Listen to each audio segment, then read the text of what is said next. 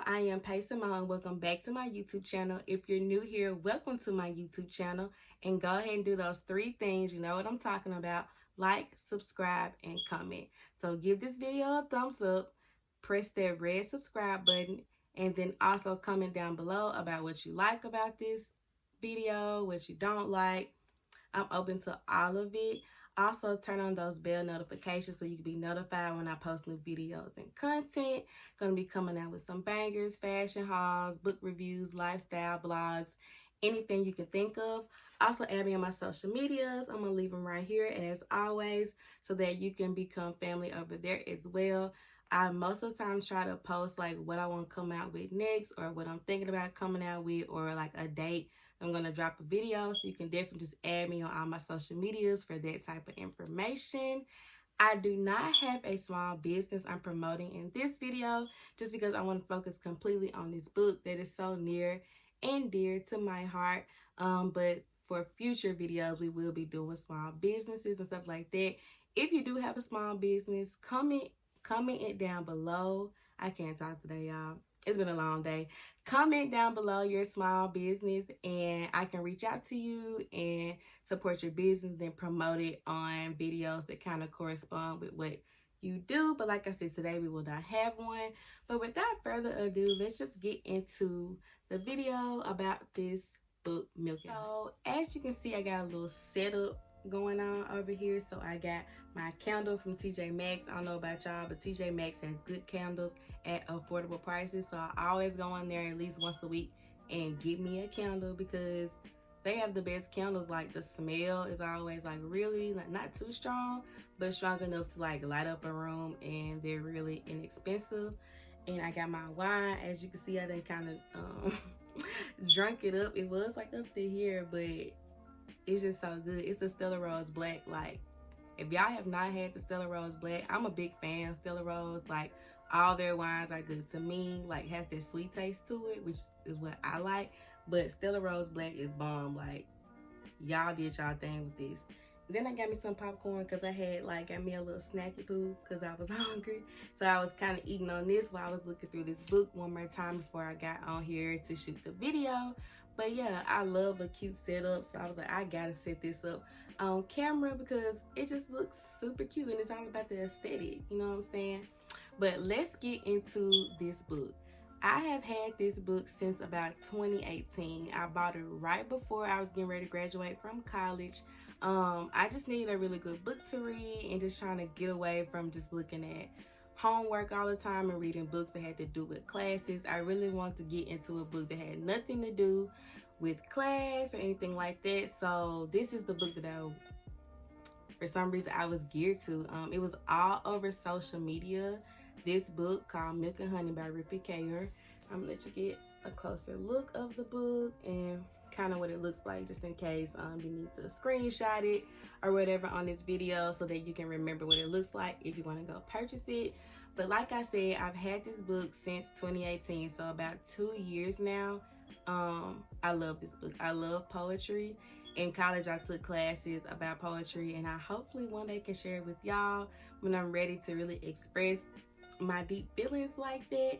But I love poetry. It just calms my soul and my heart, and it just puts me at peace. Just to read about other people's emotions and expressions. So this is definitely the book for that. We can just get into the cover of the book first. As you can see, it's just a black book with white writing. Same thing all the way around. It is a paperback book.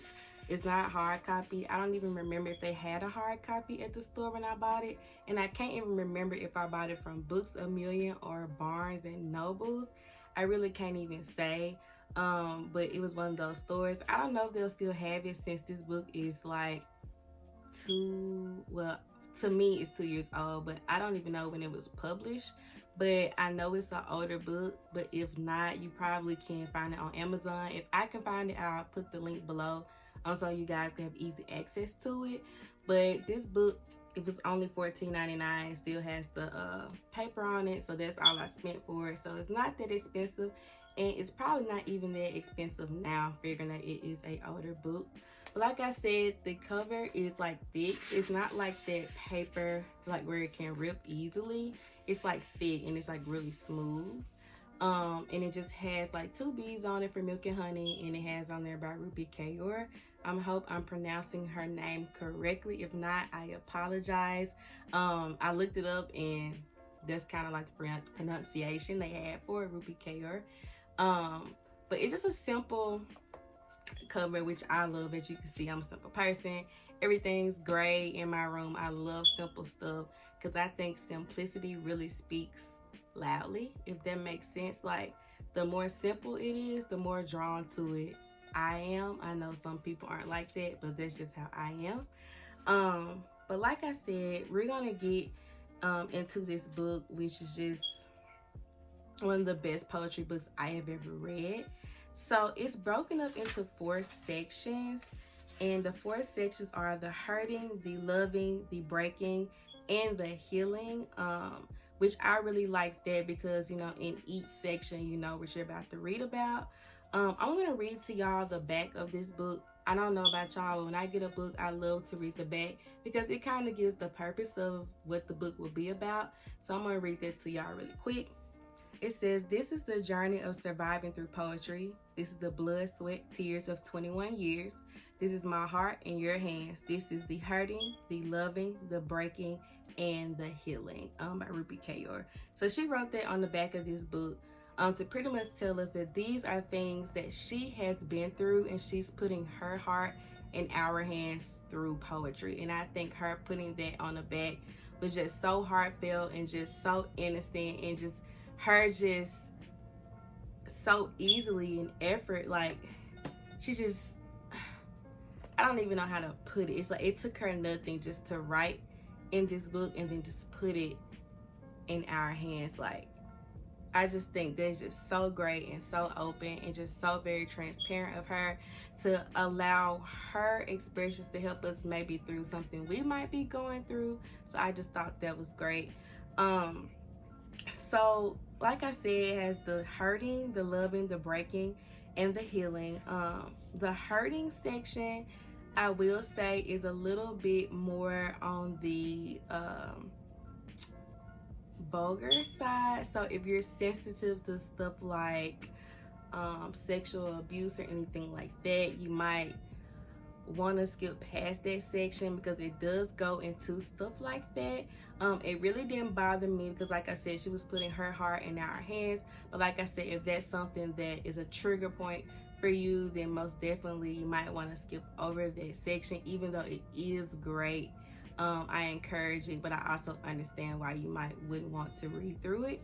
The loving is about her, pretty much how deeply she loves and how she feels about the love she has given to people that she might have not have gotten back from that person. And it just has a lot to do with like motherhood and about fathers and family and your love for them. I love how she incorporated her family in it as well, because she talks a lot about mothers and fathers, which pretty much mold us into the people that we are. So I'm so happy that she went into that and kind of like the process of love in that section of your life. The breaking is pretty much her breaking into pieces over maybe like a broken heart or something she went through in the past. Like I said, it does have some sexual abuse things in here. I want to say there's at least one poem in every section except one about that. So, but not as much as in the loving, but there's a little bit of it in the breaking as well. And then the healing, which is my favorite section, because it talks about just self-love, love all around you, healing your body, how to get over something or how to get through something. I feel like is the best section of this book, because I don't know about y'all, but I've been through some things in my life, whether it's been love, whether it's been family, whether it's just been personal. She really touches bases on that really well at the end of this book. So I remember I read this book in like one sitting. It didn't take me long to read it at all. The poems are pretty short. As you can see, I don't know if you can tell on here. kind of like reflecting back, but it has like pictures and stuff like that on there as well. So if you're the type of person that likes pictures, I love the illustration in the book. Is, like I said, it's very simple. Most of it is in black, but it really stood out to me because it kind of helps you relate to what the poem will be about. I'm gonna take me a little sip, y'all.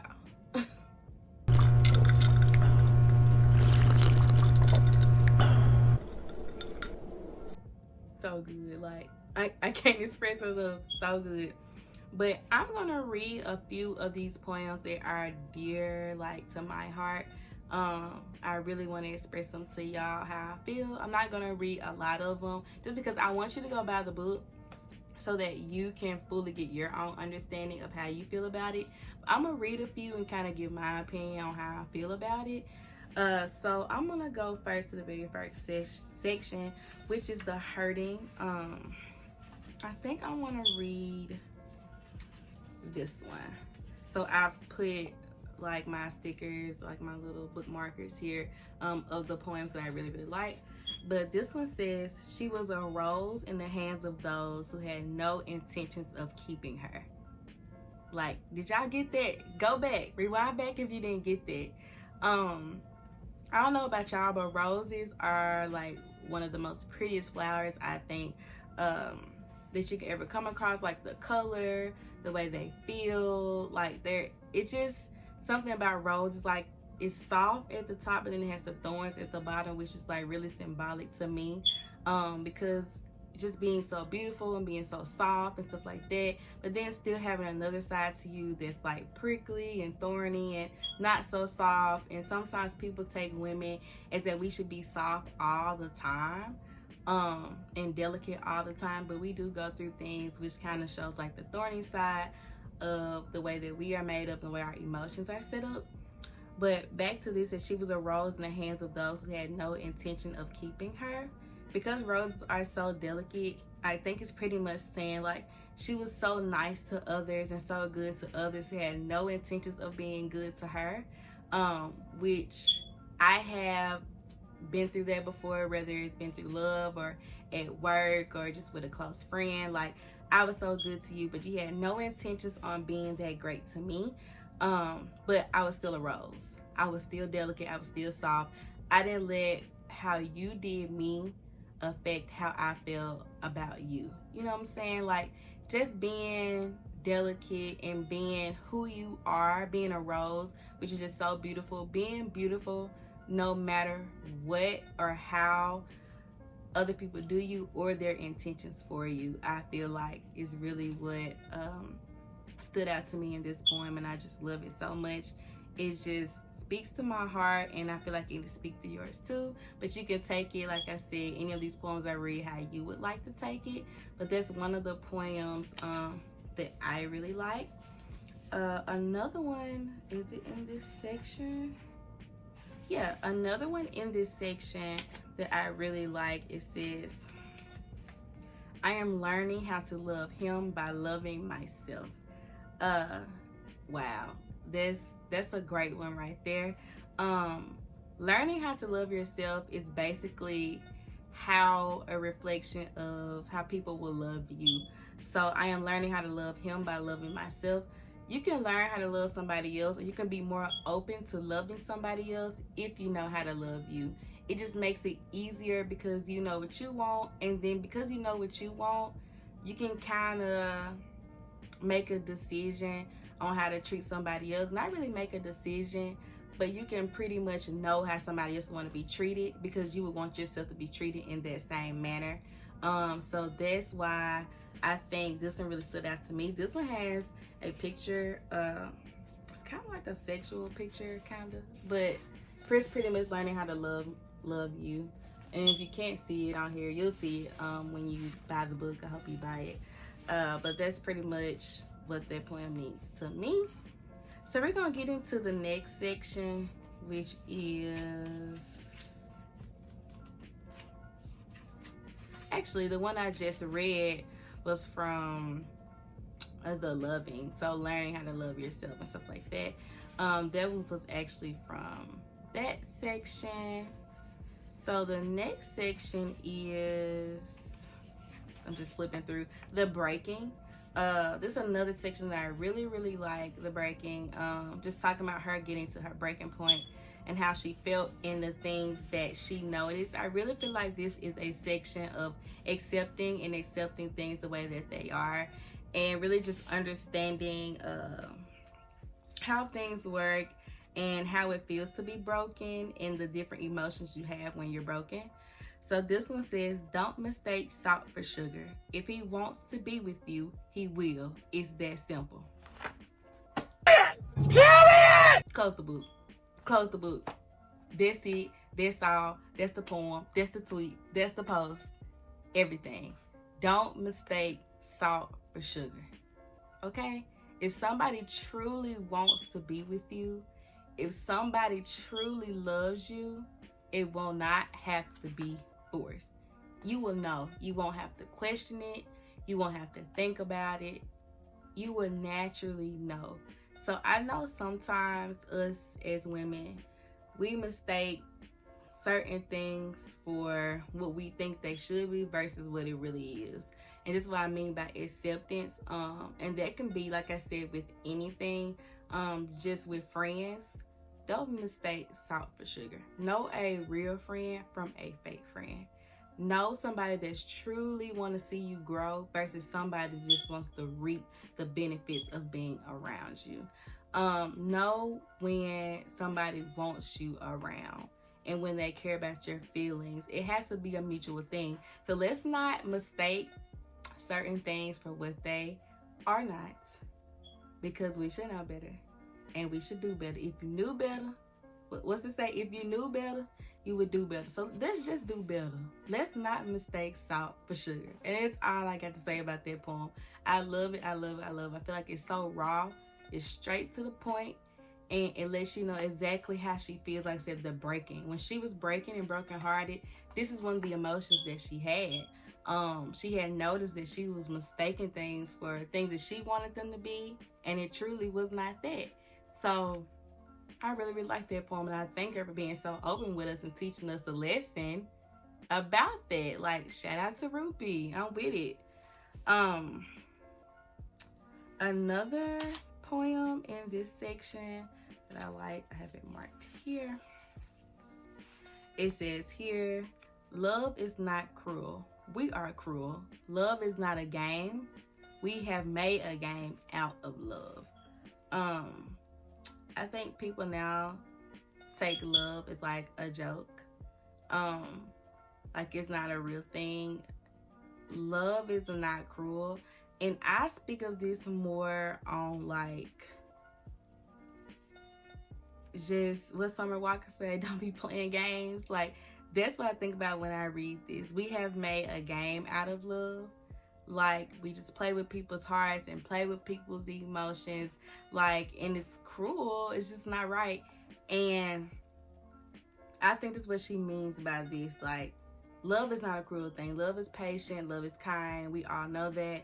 It should not be cruel, but we have made it cruel and we have made it into a game, and it should not be one. So this really speaks out to me how she kind of used love and games in the same sentence or in the same stanza, about how we have simply compared the two, and now they kind of play the same roles when they really shouldn't. So I really like how she played around with words on this one, and I really like this poem a lot. It speaks a lot to me, and like I said, the breaking, pretty much how she was feeling and the realization she came to things while she was breaking down. In the last section, which is the loving, like I said, this is kind of how the section look when you go from section to section. It's black, and then it says the white writing. It says the healing. I don't know about y'all, but healing to me is great. Whether you're healing from something in the past, or whether you're healing from a situation from your childhood, or healing from something currently right now, or you're just not, like maybe you've been stuck in a rut or you've been in the same place for a minute, just know there's healing in everything that you go through. And that's why this section is so just great to me. So I'm gonna read you a poem from this. I have a few I like in this one, but I'm not gonna overdo it. One of them says, we all move forward when we recognize how resilient and striking the women around us are. I love that. As you know, there's a lot of stuff going on with women and just, I'm just gonna say it, Black women, and supporting Black women. I'm all about supporting Black women. Black women are strong, Black women are great, Black women are beautiful, all shades. But I feel like we get a lot of backlash on a lot of things, and this speaks a lot to me. We move forward when we recognize the resilient and striking the women around us are. Let's uplift women. Women uplift women, men uplift women.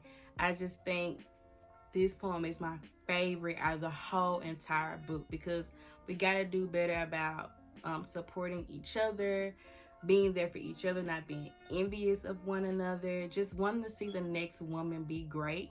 I think is just simply amazing. Like, we are the women, we all go through the same things. Let's just start uplifting each other more. And I really liked how she did this in the picture she used in this. Like I said, you'll be able to see it more because the camera's not really focusing on it that well, because it's like a white pages are like really white, and then the ring light is in my way.